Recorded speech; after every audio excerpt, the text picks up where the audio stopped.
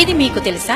ప్రభుత్వ ఉన్నతోద్యోగులు, కలెక్టర్లు, ఎస్పీలు, గ్రూప్ 1 ఆఫీసర్లు దాదాపు అందరూ ప్రభుత్వ పాఠశాలల్లో చదివిన వారే అని మీకు తెలుసా? ఇది మీరు గమనించారా?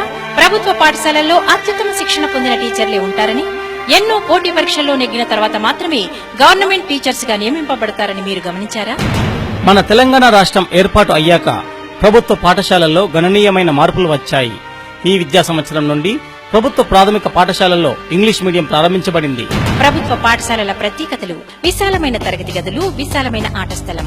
ప్రభుత్వ పాఠశాలలో విద్యార్థులందరికీ ఉచిత పాఠ్య పుస్తకాలు, ఉచిత యూనిఫామ్, స్కాలర్షిప్స్, సన్నబియ్యంతో కూడిన ఉచిత మధ్యాహ్న భోజనం, వారానికి 2 గుడ్లు, సరిపడా టాయిలెట్స్, మంచినీటి సౌకర్యం, ఇంకా వినూత్న కార్యక్రమాలు, CCE TLM ద్వారా విశిష్ట బోధన, కంప్యూటర్ బోధన. ఒక్కసారి ప్రభుత్వ పాఠశాలను సందర్శించండి.